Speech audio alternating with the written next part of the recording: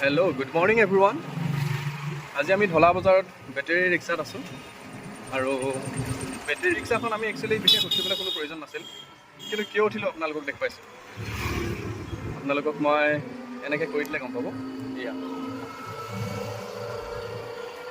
দেখিছে, ভণ্টি এজনীয়ে বেটাৰী ৰিক্সা চলাইছে আৰু ঢলা বজাৰত আমি প্ৰায় 200 মিটাৰমান আমি ঢলাৰ সেই পুলিচ থানা ওচৰৰ পৰা মঠৰিলৈকে উঠিছোঁ আৰু ভণ্টিৰ লগত কথা পাতিম। একচুৱেলি তাই বেটাৰী ৰিক্সা কেতিয়াৰ পৰা চলায়, পৰিয়ালটো গোটেইটো তাই নিজেই পোহপাল দি আছে নেকি, কথা পাতোঁ। কথা পাতেনে নাপাতে তাইৰ লগত আমি অলপ ট্ৰাই কৰোঁ। আমি দেখোন এতিয়া মানে কেঁচাইখাতি মন্দিৰলৈ যোৱা এই ব্ৰিজখন পাই যাম। এতিয়া নতুনকৈ হৈছে যে ব্ৰিজখন আৰম্ভ হৈছে, ঠিক এইখন ব্ৰিজখন আৰম্ভ হৈছে। মেলা, ইয়াত কিবা মেলাও বহি আছে।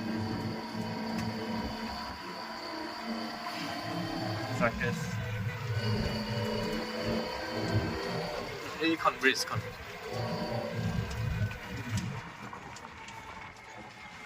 ভণ্টি ছাইডতে ক'ৰবাত ৰহাই দিবা।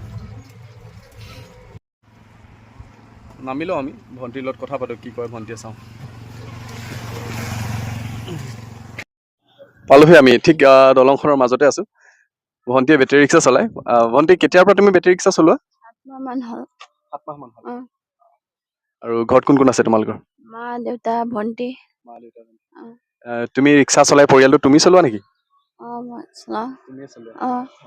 দেউতা কি কৰে? দেউতা বাছত যায়। বাছ চলায় নেকি? কণ্ট্ৰেক্টৰ। বাছৰ কণ্ট্ৰেক্টৰ কৰে তেখেতে।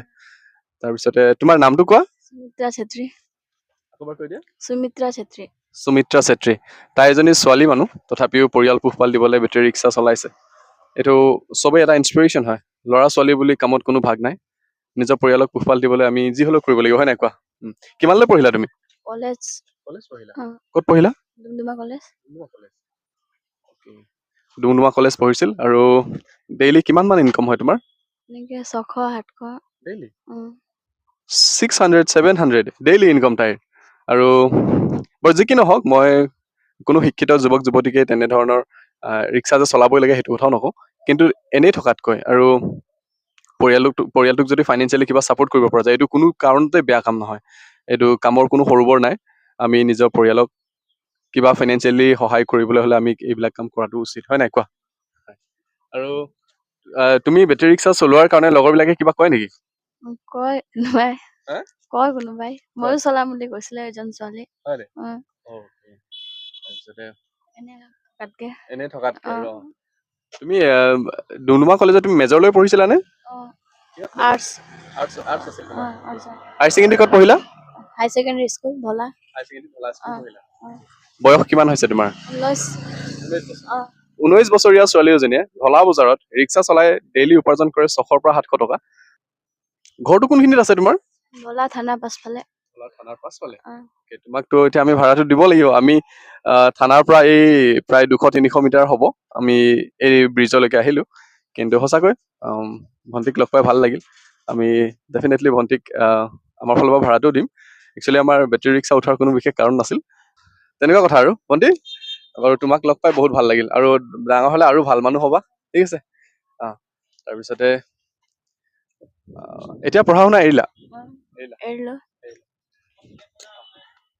তোমাৰ নিচিনা আৰু ছোৱালীবিলাকক, তোমাৰ সমনীয়াবিলাকক তুমি কিবা ক'ব বিচাৰিবা? সকলোৱে মানে এনেকুৱা কিবা এটা কৰি কিনে খাব পাৰিব বুলি। হয়। সকলোৱে কামত লাগিব লাগে মুঠতে। তাৰপিছতে হয়। আৰু খুবেই মৰম লগা ভণ্টি এজনী। আৰু তেনেকুৱাই কাইণ্ডলি ফ'ল' দ্য পেজ। আৰু যদি ভণ্টিক ভাল পাইছে তেতিয়াহ'লে লাইক কৰি দিব ভিডিঅ'টো।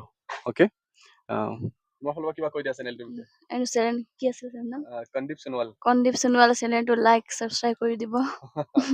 অ'কে, থেংক ইউ ভণ্টি, বাই বাই।